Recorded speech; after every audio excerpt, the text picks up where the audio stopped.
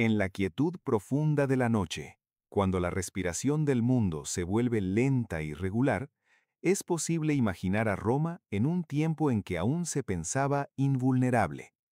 No invencible en el sentido militar, sino protegida por algo más sutil, un orden antiguo, una red de costumbres, leyes y equilibrios que parecían sostenerla más allá de la voluntad de los hombres.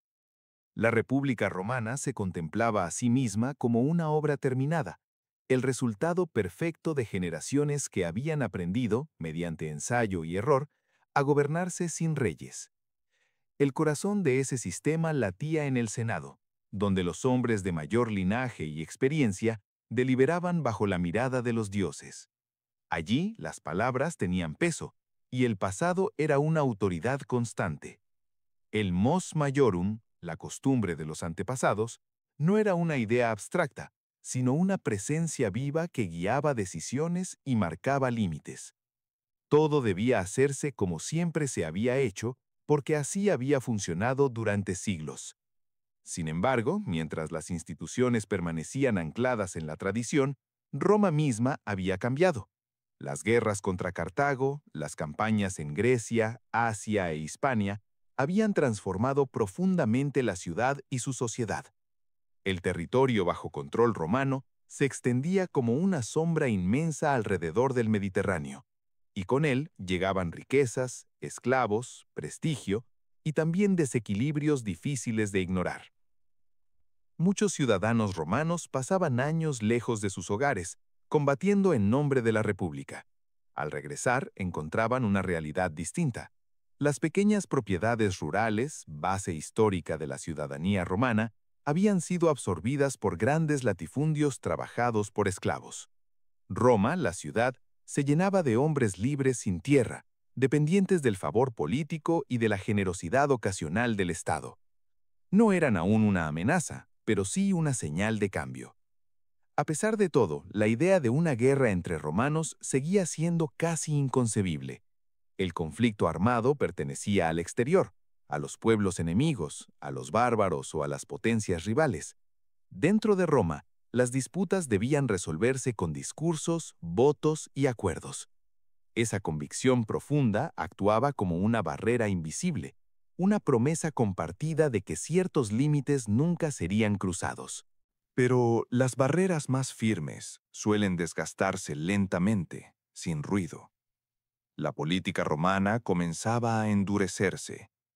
Los debates se volvían más agresivos, las acusaciones más personales, las alianzas más frágiles. La competencia por el honor, el prestigio y la influencia se intensificaba en una sociedad donde el reconocimiento público lo era todo. Cada victoria militar, cada magistratura obtenida, elevaba a un hombre por encima de sus pares y despertaba la desconfianza de otros. El pueblo romano, por su parte, también buscaba hacerse escuchar. Los tribunos de la plebe eran la voz de aquellos que no pertenecían a la aristocracia senatorial, y su poder de veto podía paralizar el funcionamiento del Estado. Lo que en otro tiempo había sido un mecanismo de equilibrio, comenzaba a sentirse como un punto de fricción constante. Las instituciones seguían funcionando, pero lo hacían bajo una tensión creciente, como una estructura antigua sometida a un peso para el que no fue diseñada. En esta etapa, la violencia aún no dominaba la escena, pero ya no era impensable. Aparecía de forma aislada, casi como un accidente, en enfrentamientos callejeros o intimidaciones políticas. Cada episodio dejaba una huella, debilitando la confianza en que la palabra y la tradición serían siempre suficientes. Roma avanzaba, sin darse cuenta, hacia una redefinición peligrosa de lo que era aceptable. Si este relato pausado, pensado para acompañarte en la noche y permitirte recorrer la historia con calma, te resulta valioso, este es un buen momento para suscribirte al canal, dejar un me gusta y compartir en los comentarios qué otros episodios del pasado te gustaría escuchar en este formato sereno. Ese gesto sencillo ayuda a que estas historias continúen encontrando su lugar en el silencio nocturno. Desde la distancia del tiempo, resulta evidente que la República estaba atrapada en una contradicción profunda. Había creado un imperio sin desarrollar las herramientas políticas necesarias para gobernarlo. Las leyes, pensadas para una ciudad-estado, se aplicaban ahora a un mundo vasto y diverso. La ambición individual, contenida durante generaciones por normas no escritas, comenzaba a encontrar resquicios por donde crecer. Nada de esto se percibía aún como una crisis terminal. Para muchos romanos, se trataba solo de una etapa difícil, un período de ajustes, pero la historia rara vez anuncia sus quiebres con claridad. Prefiere avanzar con lentitud, acumulando causas y tensiones, hasta que un gesto, una decisión o un nombre propio desencadena lo inevitable. Así, Roma entraba en el umbral de sus guerras civiles sin estruendo ni proclamaciones. Lo hacía envuelta en un silencio denso, casi respetuoso, como el de una noche profunda antes del amanecer.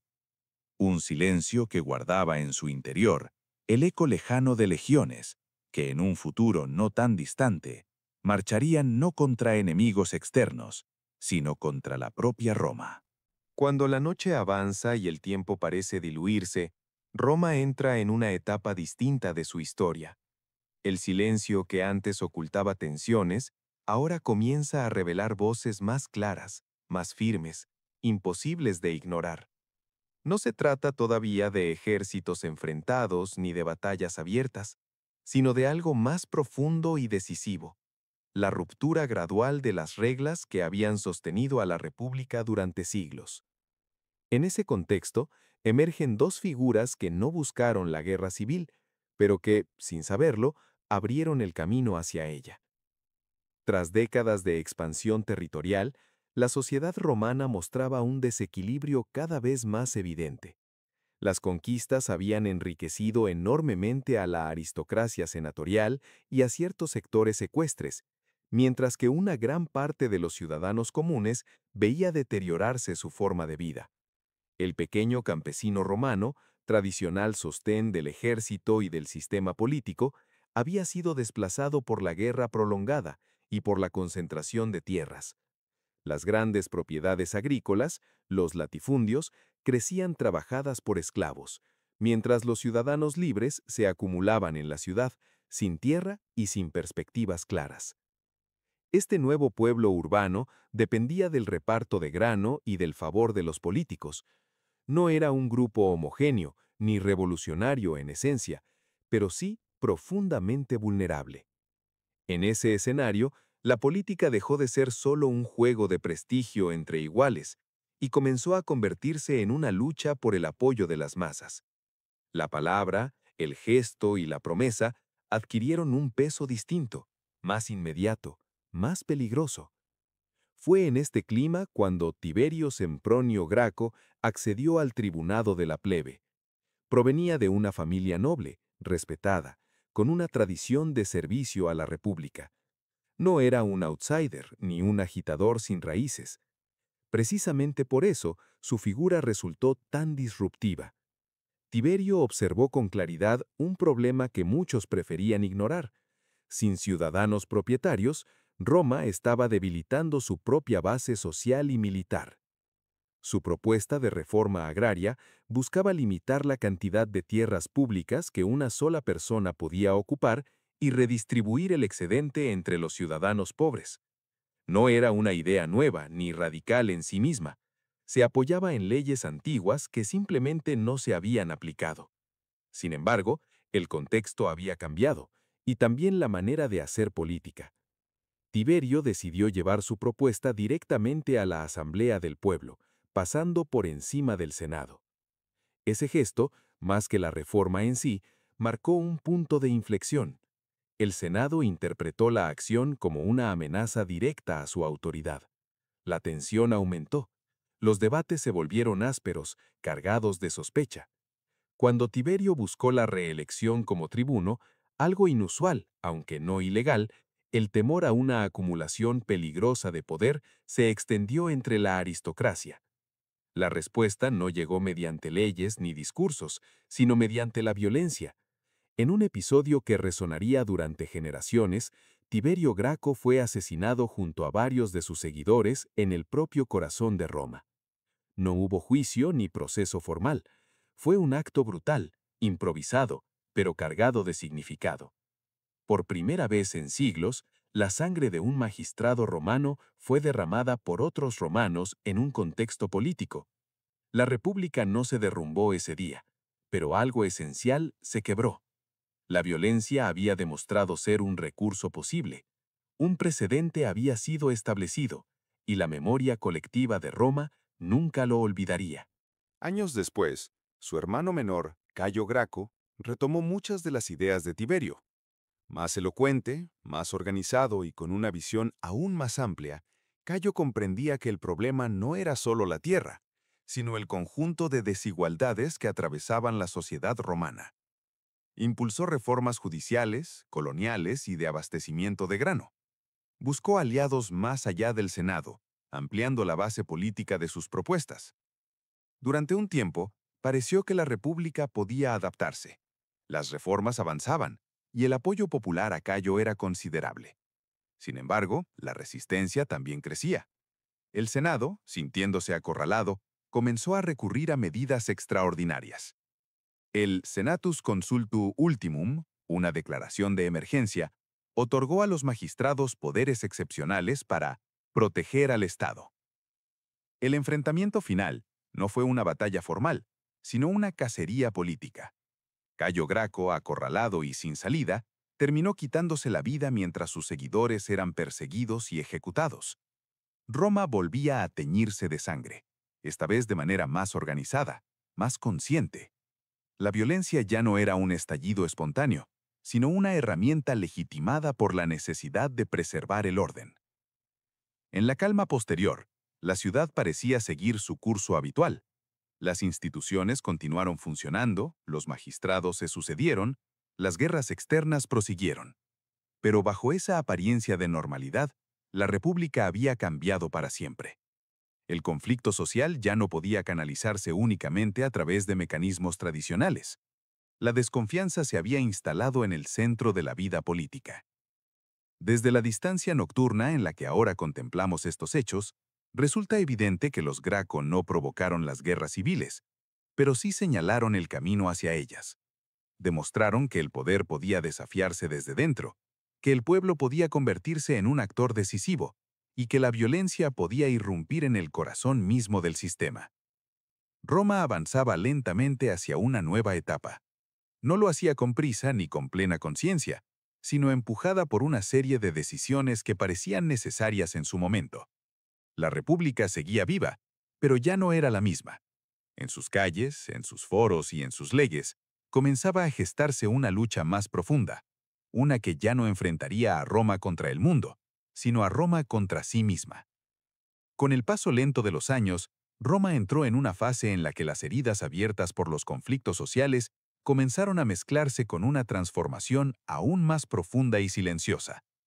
No ocurrió de un día para otro, ni fue resultado de una única decisión. Fue un proceso gradual, casi imperceptible, que alteró la relación entre el Estado, sus ciudadanos y, sobre todo, sus ejércitos. En ese cambio, la República empezó a perder el control de la herramienta que durante siglos había garantizado su supervivencia. Tradicionalmente, el ejército romano estaba compuesto por ciudadanos propietarios que servían de manera temporal. Combatían por Roma y una vez concluida la campaña, regresaban a sus hogares y a sus campos. Esa estructura había creado una lealtad clara. El soldado luchaba por la República porque la República protegía su modo de vida. Pero la expansión territorial y las prolongadas guerras habían erosionado ese modelo. Cada vez menos ciudadanos cumplían con los requisitos de propiedad necesarios para alistarse. La falta de tierras y el empobrecimiento rural redujeron el número de hombres disponibles para el servicio militar tradicional. Frente a esta realidad, surgió una solución pragmática, eficaz y, a largo plazo, peligrosa. Las reformas impulsadas por Cayo Mario abrieron las puertas del ejército a los ciudadanos sin recursos, ofreciendo salario, botín y la promesa de tierras al finalizar el servicio. El ejército se transformó. Dejó de ser una obligación cívica ocasional para convertirse en una profesión. Los soldados ya no dependían del Estado para su sustento futuro, sino del general que los comandaba. Era él quien les garantizaba recompensas, prestigio y protección. Poco a poco, la lealtad comenzó a desplazarse desde la República hacia figuras individuales. Mario fue uno de los primeros en beneficiarse de este nuevo sistema. Sus victorias le otorgaron fama, influencia y una base de apoyo que iba más allá de las instituciones tradicionales. Sin embargo, el precedente que estableció sería aprovechado con mayor contundencia por otros, entre ellos Lucio Cornelio Sila, un hombre ambicioso, disciplinado y profundamente convencido de que Roma debía ser salvada, incluso si eso implicaba quebrar sus propias reglas. La rivalidad entre Mario y Sila no fue únicamente personal. Representaba dos visiones distintas del poder y del orden romano, pero también una competencia directa por el control del prestigio militar y la autoridad política. Las tensiones escalaron lentamente, alimentadas por decisiones del Senado, intrigas políticas y ambiciones individuales que ya no encontraban límites claros. El momento decisivo llegó cuando Sila, enfrentado a la posibilidad de perder su mando militar por una maniobra política, tomó una decisión sin precedentes. Marchó con sus legiones hacia Roma, no contra un enemigo extranjero, sino contra la propia ciudad. El acto era impensable en términos tradicionales, una transgresión absoluta del orden republicano. Sin embargo, ocurrió, y con él se rompió una barrera que jamás volvería a levantarse. La entrada de tropas armadas en Roma dejó una huella profunda en la memoria colectiva. Las calles, acostumbradas al debate político y al comercio, presenciaron el paso de soldados que obedecían a un general, no al Senado. La violencia ya no era solo una posibilidad teórica, se manifestaba como una realidad organizada, disciplinada y eficaz. Tras la retirada temporal de Sila, Mario y sus aliados retomaron el control de la ciudad, iniciando una etapa de represalias. Los enfrentamientos internos se intensificaron y la política romana adoptó un tono cada vez más despiadado. Las listas de enemigos, las ejecuciones selectivas y el uso del miedo como herramienta de control se volvieron prácticas habituales. La República seguía existiendo, pero su espíritu se encontraba profundamente alterado. Cuando Sila regresó del Oriente con un ejército victorioso, el conflicto alcanzó una nueva dimensión. La guerra civil ya no era un concepto abstracto, sino una realidad extendida por Italia. Batallas entre romanos se sucedieron con una regularidad inquietante. El resultado final fue la victoria de Sila y su nombramiento como dictador, un título antiguo, pero ahora cargado de un significado más oscuro. Durante este periodo, Roma aprendió una lección peligrosa. Descubrió que un general con tropas leales podía imponerse sobre las instituciones, que el poder militar, una vez desligado del control civil, podía redefinir el orden político. Esta comprensión no se olvidaría. Por el contrario, quedaría latente, esperando ser utilizada nuevamente. Desde la serenidad nocturna en la que ahora observamos estos acontecimientos, se percibe con claridad cómo la transformación del ejército alteró el destino de Roma. La guerra civil ya no era solo una consecuencia de tensiones sociales, sino el resultado directo de un cambio estructural. Las legiones, antaño defensoras de la República, se convertían poco a poco en instrumentos de ambición personal. El equilibrio se había roto, y aunque aún quedaban intentos de restaurar el orden tradicional, el camino estaba marcado.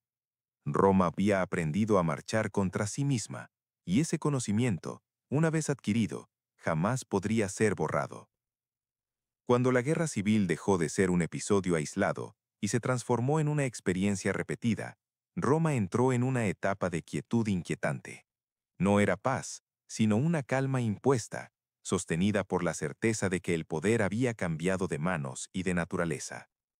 Tras su victoria definitiva, Lucio Cornelio Sila, regresó a la ciudad no como un magistrado más, sino como el hombre que había demostrado, con hechos, que las legiones podían decidir el destino de la República.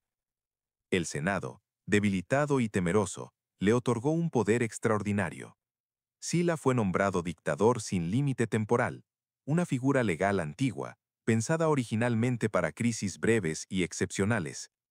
En esta ocasión, la dictadura no tenía una duración definida, ni un enemigo externo que enfrentar.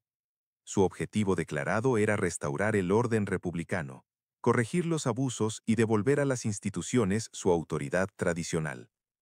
Sin embargo, el método elegido para lograrlo marcaría una de las etapas más oscuras de la historia romana. Sila inauguró las proscripciones, listas públicas de ciudadanos declarados enemigos del Estado. Sus nombres eran expuestos a la vista de todos y cualquiera podía darles muerte sin consecuencias legales. Las propiedades de los proscritos eran confiscadas y redistribuidas entre los seguidores del régimen. El miedo se convirtió en una presencia cotidiana, silenciosa y constante. Roma aprendió a vivir con la incertidumbre. Cada día podía traer un nuevo nombre en la lista, una nueva ausencia en el Senado, una casa vacía en una calle conocida. Las relaciones personales se volvieron frágiles, dominadas por la sospecha. El silencio, en muchos casos, era una forma de supervivencia. La política ya no se debatía únicamente en el foro, sino también en la intimidad, con voces bajas y miradas cautelosas. Paradójicamente, Sila se consideraba a sí mismo un defensor de la tradición. Sus reformas buscaron fortalecer el Senado, limitar el poder de los tribunos de la plebe y restablecer un equilibrio que, a sus ojos, había sido distorsionado por décadas de conflicto social. Rediseñó el cursus honorum, estableciendo un orden más rígido para el acceso a las magistraturas, y aumentó el número de senadores para asegurar la continuidad del sistema. Estas medidas, aplicadas con disciplina y determinación, lograron una estabilidad aparente.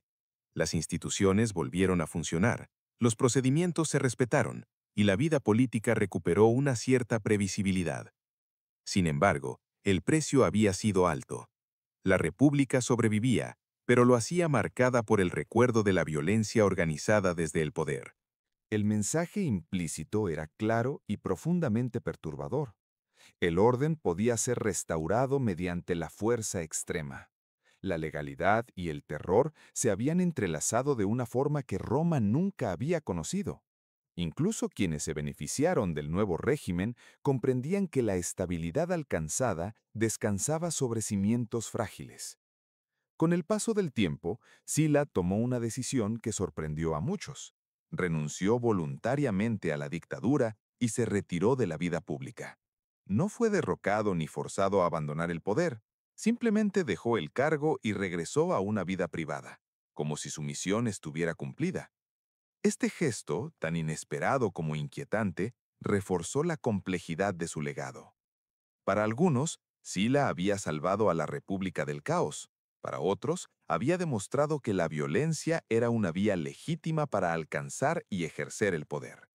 Ambas interpretaciones coexistieron, generando una ambigüedad peligrosa. El precedente estaba establecido. Un hombre con un ejército podía dominar Roma, reformarla a su imagen y luego retirarse sin rendir cuentas. Tras su muerte, la calma persistió durante un tiempo, pero era una calma artificial. Las heridas seguían abiertas y las ambiciones no habían desaparecido. La generación que había crecido bajo las proscripciones había aprendido una lección fundamental. La supervivencia política dependía de la fuerza, de las alianzas y del control del ejército. Desde la distancia tranquila de esta narración nocturna, es posible percibir cómo el régimen de Sila dejó una marca profunda en la psicología colectiva romana. El miedo se había normalizado y la idea de que la república podía ser suspendida en nombre de su salvación se había vuelto aceptable para muchos. Roma seguía en pie, con sus templos, sus leyes y sus rituales, pero algo esencial se había transformado. La república ya no era un espacio de confianza compartida, sino un terreno donde la estabilidad dependía de la ausencia de desafíos. Bajo esa superficie inmóvil, las fuerzas que conducirían a nuevas guerras civiles comenzaban a reorganizarse, aguardando el momento de volver a emerger. Con la desaparición de Sila, Roma quedó envuelta en una calma que parecía prometedora, pero que en realidad ocultaba un vacío profundo. El dictador había restaurado las formas de la república, pero no había sanado sus contradicciones.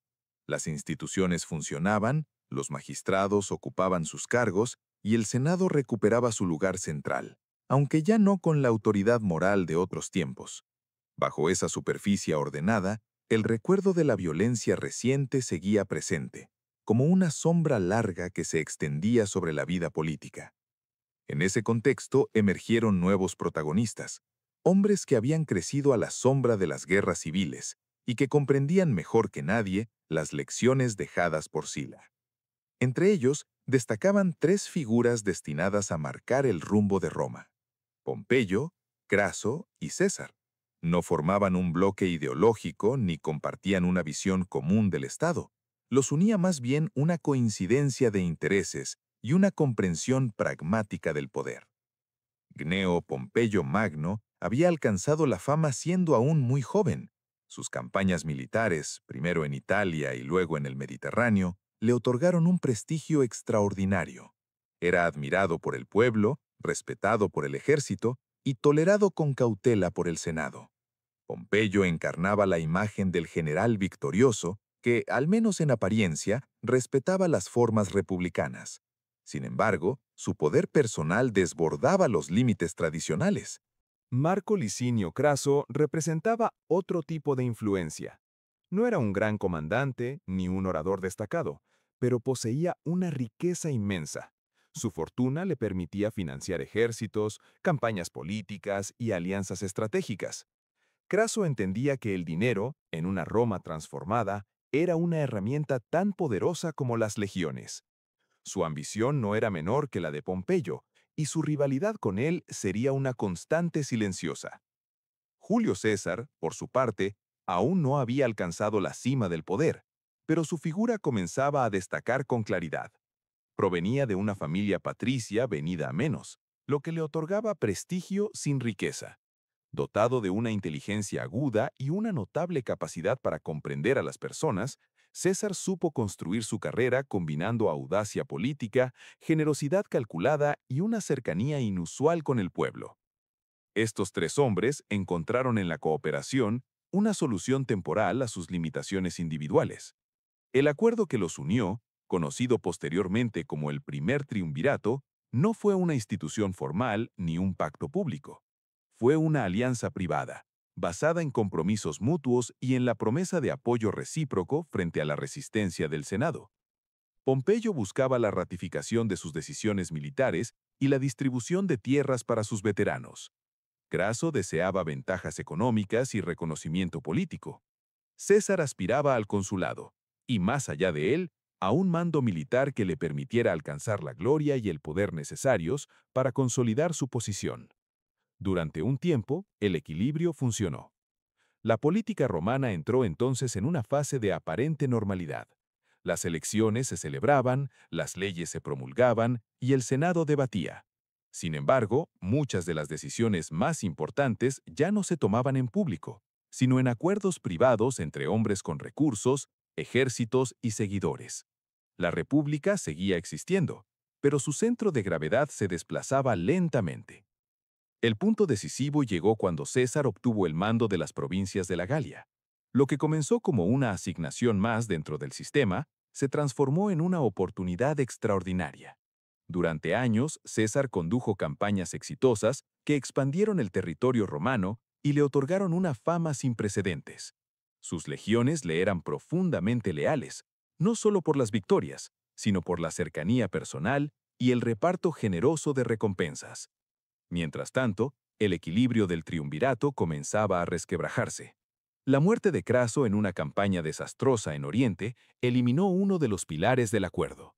Pompeyo, cada vez más cercano al Senado, comenzó a ver en César no a un aliado, sino a un rival peligroso. Roma observaba desde la distancia el crecimiento de un poder que ya no podía ser ignorado.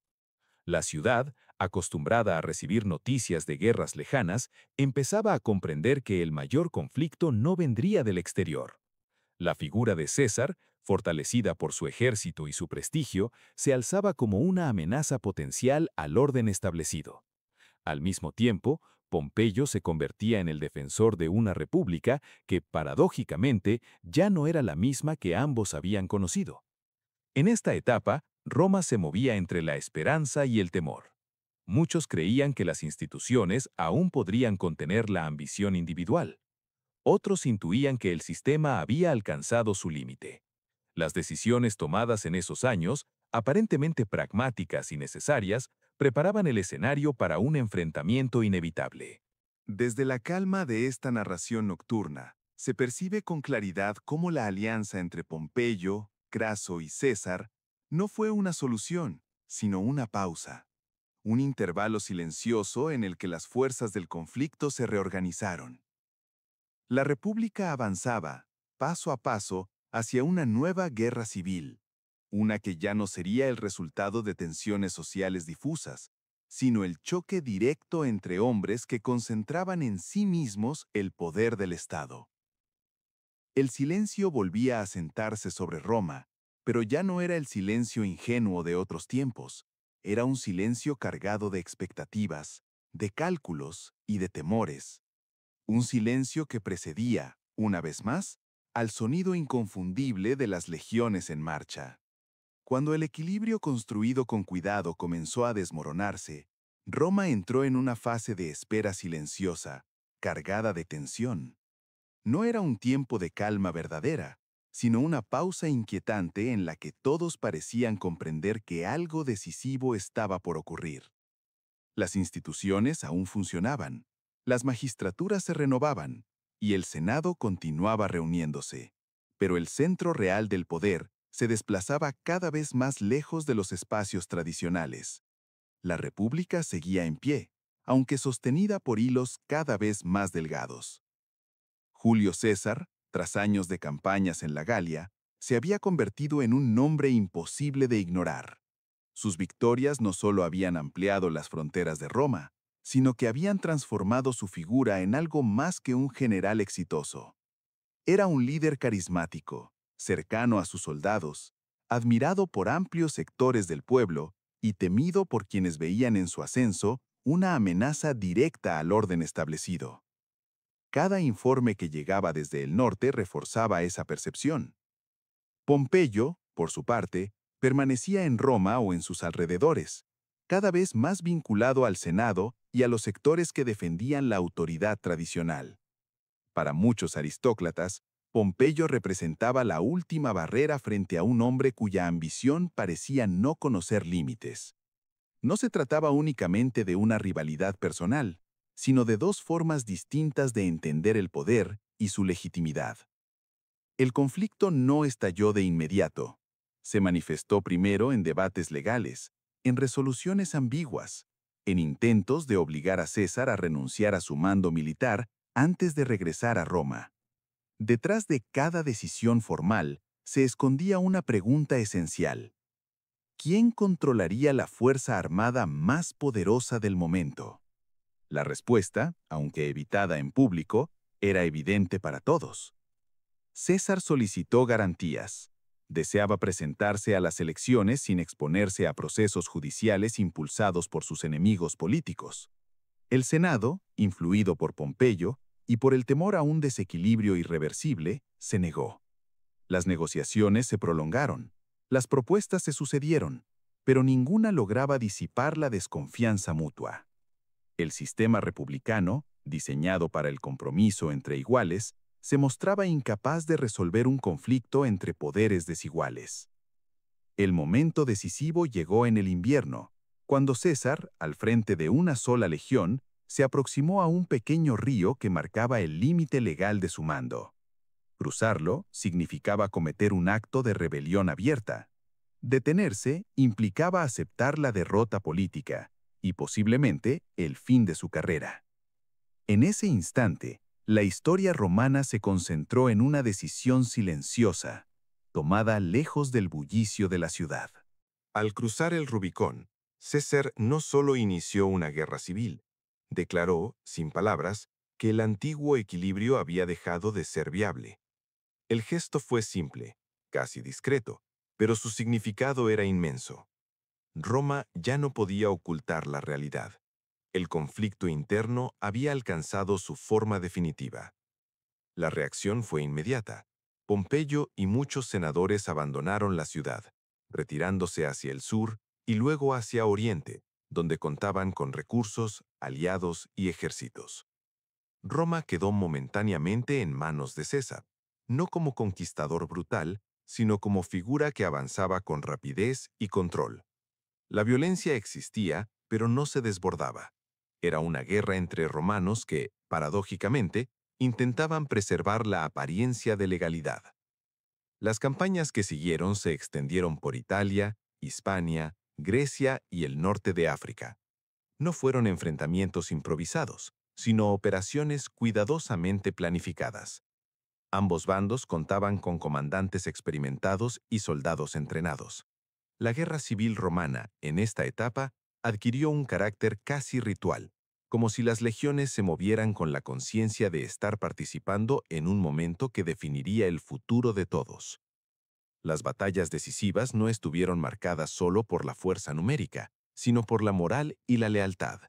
Las tropas de César confiaban profundamente en su líder, en su capacidad para compartir riesgos y recompensas.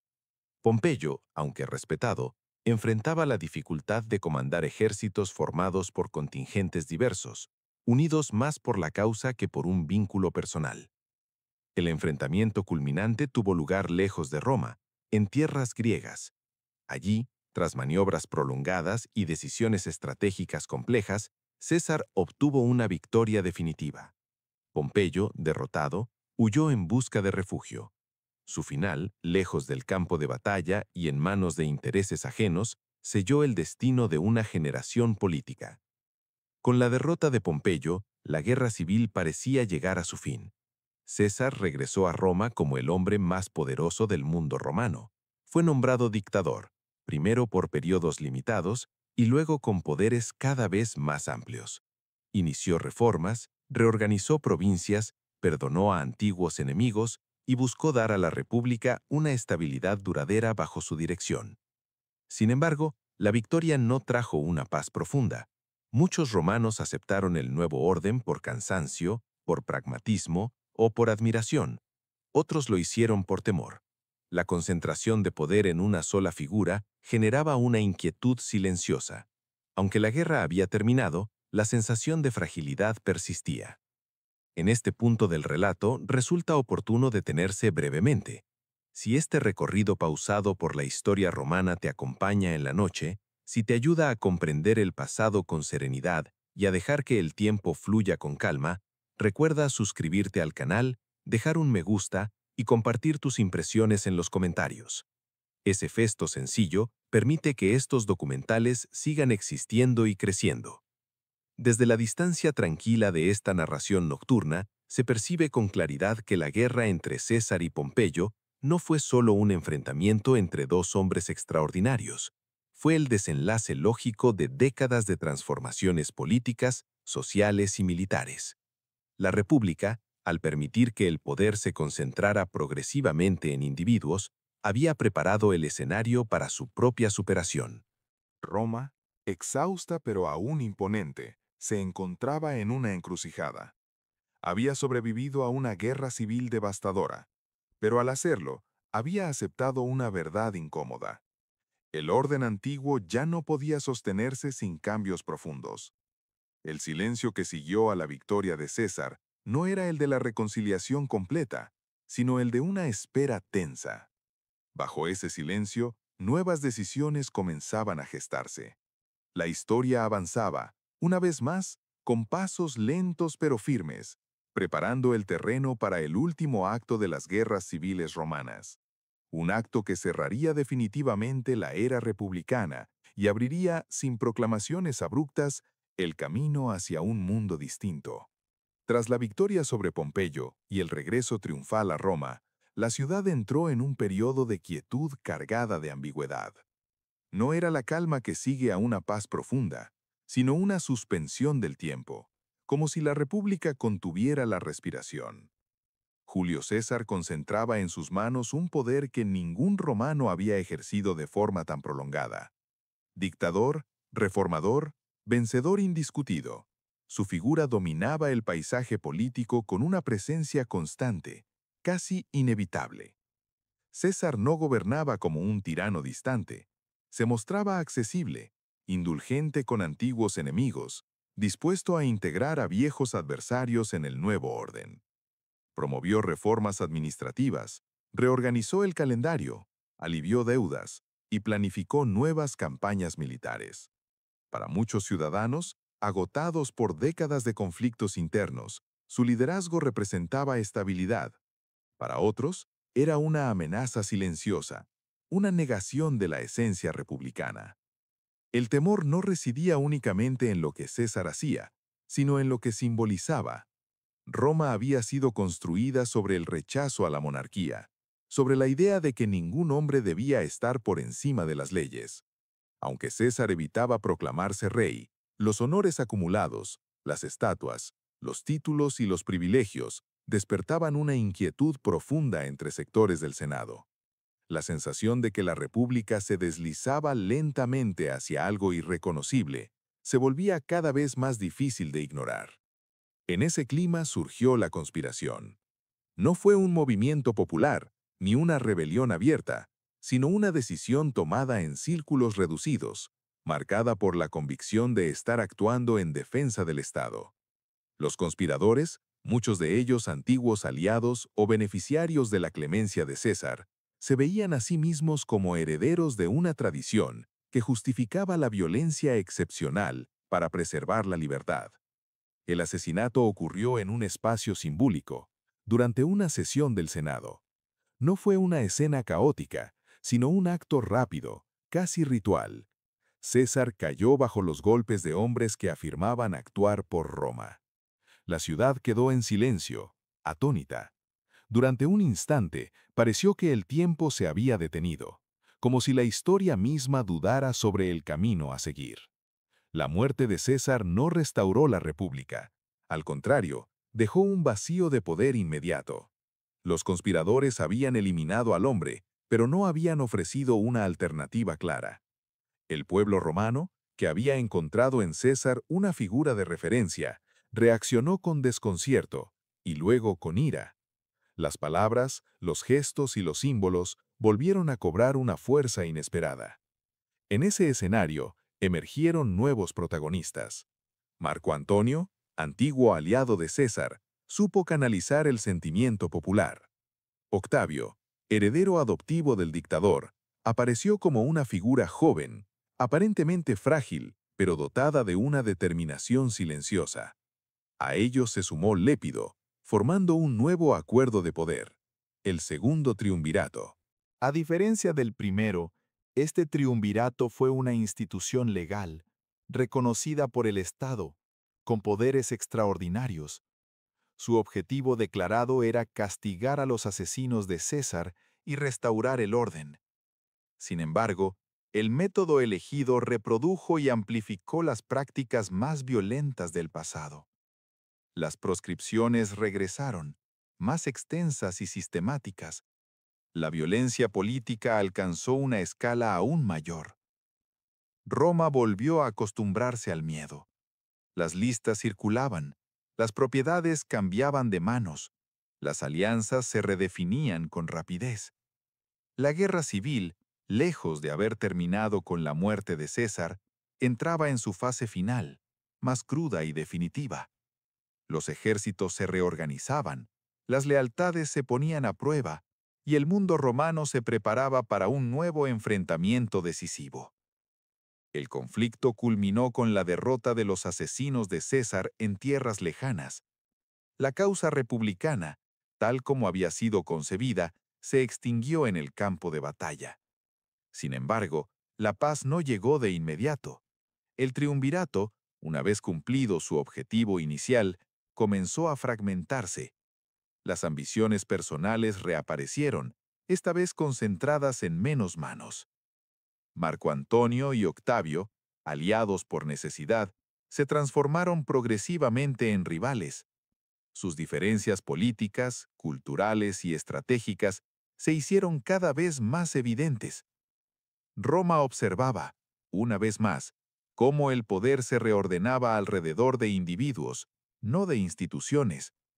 La república, en su forma tradicional, ya no era el marco real de la política.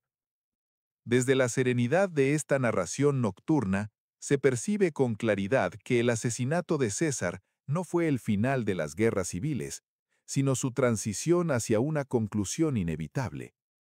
El intento de salvar la república mediante la eliminación de un hombre había desencadenado un conflicto aún mayor. La violencia, lejos de desaparecer, se había legitimado definitivamente como instrumento de transformación política. El silencio que siguió no fue de alivio, sino de agotamiento. Roma avanzaba hacia el último tramo de su larga noche civil, consciente, quizás por primera vez, de que el mundo que había conocido estaba llegando a su fin. El desenlace aún no estaba escrito, pero su dirección ya era clara. Cuando la última fase de las guerras civiles comenzó a desplegarse, Roma ya no era la misma ciudad que había entrado en conflicto décadas atrás. El cansancio era profundo, casi palpable, como si la sociedad entera hubiera envejecido bajo el peso de la violencia repetida. Las instituciones seguían en pie, pero su autoridad era frágil, sostenida más por la costumbre que por una convicción real.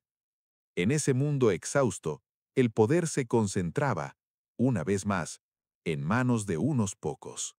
La derrota de Marco Antonio y Cleopatra marcó el final efectivo de las guerras civiles. No hubo una proclamación inmediata ni una celebración desmedida. El desenlace fue recibido con una mezcla de alivio y resignación. Roma había sobrevivido, pero lo había hecho transformándose de manera irreversible. Con la desaparición de sus últimos rivales, Octavio quedó como el único dueño del poder. Sin embargo, no se apresuró a asumir títulos grandilocuentes. Aprendiendo de la historia reciente, evitó los gestos que habían despertado el rechazo hacia César. En lugar de destruir las instituciones republicanas, las conservó, aunque vaciadas de su antiguo contenido. Octavio adoptó el nombre de Augusto y se presentó como el primero entre iguales. El Senado continuó existiendo, las magistraturas siguieron funcionando y las leyes se promulgaron conforme a las formas tradicionales.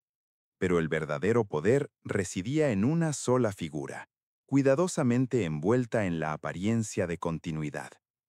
El Imperio Romano no nació con un acto abrupto, sino con una transición silenciosa. La República se desvaneció lentamente, casi sin que sus ciudadanos pudieran señalar un momento exacto de su final. Tras décadas de guerras civiles, muchos aceptaron el nuevo orden como una necesidad. La estabilidad, incluso al precio de la libertad política, parecía preferible al retorno del conflicto. Desde la calma profunda de esta narración nocturna, resulta posible contemplar ese momento como el cierre de un largo ciclo.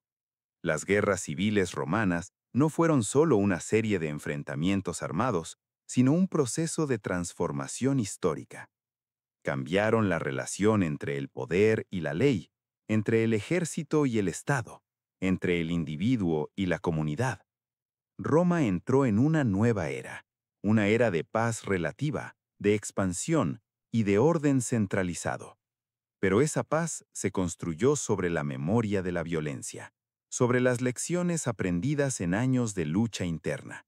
El imperio, en su grandeza, llevaba inscrito el recuerdo de la noche civil que lo había hecho posible. Así, cuando el silencio volvió a asentarse sobre Roma, ya no fue el silencio ingenuo del comienzo, fue un silencio distinto, más profundo, cargado de historia. Un silencio que cerraba el relato de las guerras civiles y abría, lentamente, el de un imperio destinado a perdurar durante siglos.